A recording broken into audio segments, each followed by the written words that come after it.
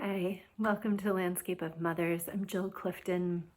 Today I wanted to start talking a little about parenting teenagers.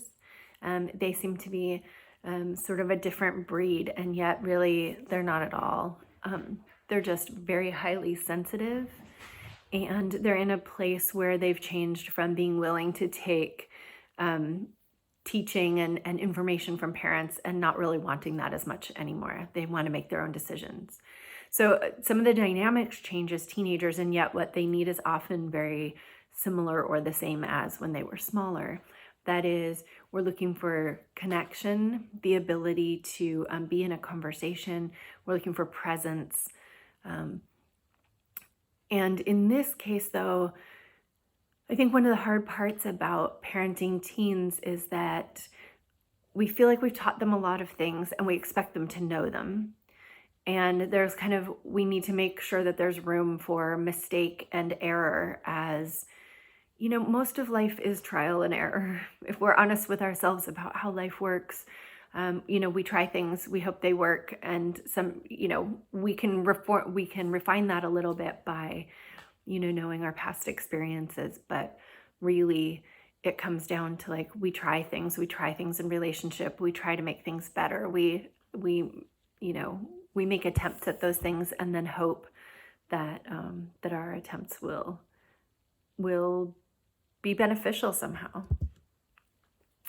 So teenagers are definitely in that place. They learn through trial and error, in part because their brains are still developing. So their logical system and their ability to predict outcomes is still relatively poor. Especially the more complex they get. So things in friendships or relationships are much harder. They're getting pretty decent with if I throw a rock at someone, I'm gonna somebody's gonna try to stop me kind of things. But the more complex things, they are still trying to figure out. And they're mostly trial and error because they're trying to figure out how all the rules work together. So a couple things. One is that teenagers often hit double binds. So at least in their own minds. Right? So to us, it might seem clear, or we might feel like, well, of course, or we might see how complex something is. But teenagers have basically, when we've been teaching them in the past, we've been kind of teaching them the rules, right? And what they're finding out in teen life where things get more complicated is sometimes those rules bump into each other. And sometimes those rules have actually changed and the teenager doesn't realize, right? So where we had been saying, oh, here, let me help you with these things, we're trying to get them to be more independent and take care of more things like doing dishes, helping out, cleaning the house, taking care of their homework or managing all of that stuff. And these are skills that they don't necessarily know yet. So we need to be careful that when we're assuming or thinking that they can do something, that we really actually reflect a little bit on whether or not there's skills in there that they don't actually have yet. And the reason that this is important is, so two things. One is that kids can get into double binds, and it's really helpful when we can recognize them because we can correct the ends without giving advice. And I'll talk more about that in a second. The other thing that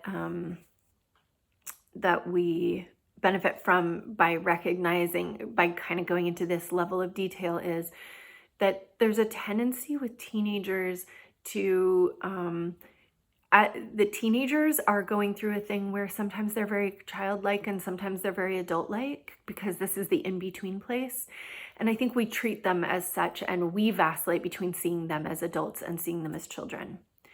And so there's this way that we can fall into either the parent can fall into a place where it's easy to either criticize or ignore. We think oh, they can deal with it, they'll just take care of it, and we kind of ignore what's going on, or we criticize it, why don't you know how to do that, or why is this such a problem for you, this should be easy. And or the kid can get into a place where, because they're vacillating between child and adult, that they can also feel like they're being criticized, even if they're not. They can sort of interpret things as either criticism or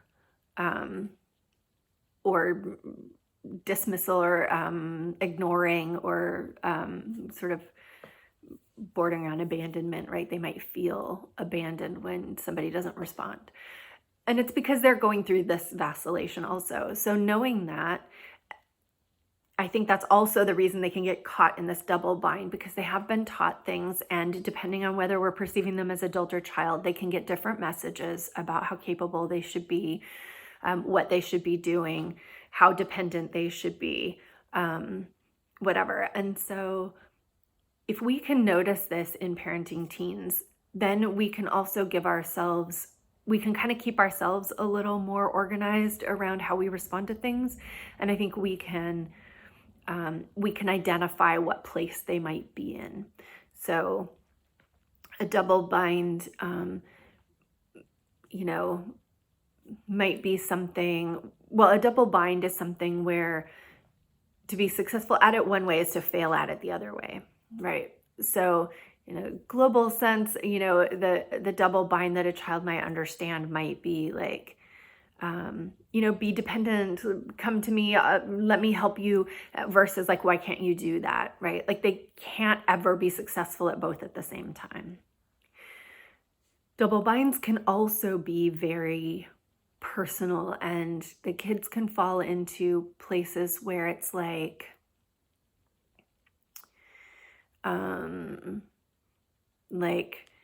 I need my best friend, but they're ignoring me. So like to stand up for myself means I lose my best friend. To be with my friend means I lose myself, right? So they get in this double bind where they can't figure out how to do both. And when they polarize things like that, it's really helpful to see if we can ask questions that pull them towards the middle a little more.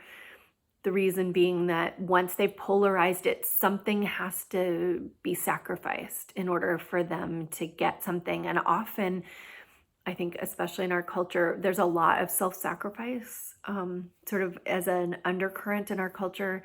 That is, you work during the week and you don't play till the weekend kind of things.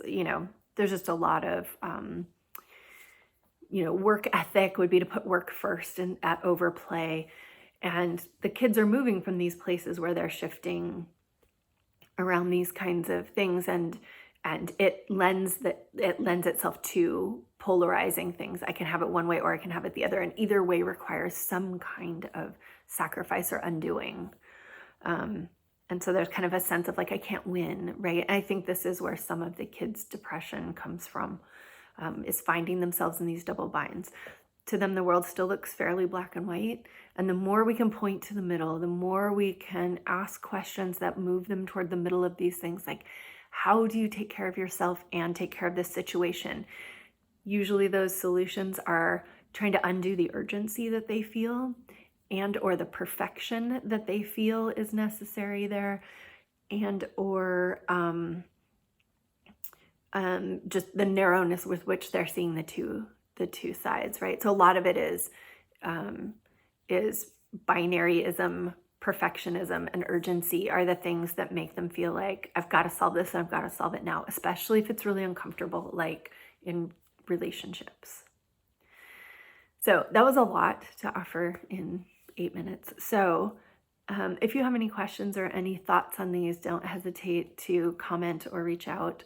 And I have a lot more thoughts on parenting teens as mine are getting into the 16 and 18 range, and just thinking and reflecting a lot about how our relationships have gone.